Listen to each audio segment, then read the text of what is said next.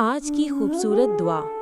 اے میرے رب، میری زبان کو اپنے ذکر میں مصروف رکھ، میرے دل کو اپنی محبت میں روشن کر، میری آنکھوں کو اپنے نور سے بھر دے، میرے قدموں کو اپنی رضا کی طرف چلا، میری دعاؤں کو اپنے در پر قبولیت کا مقام عطا فرما۔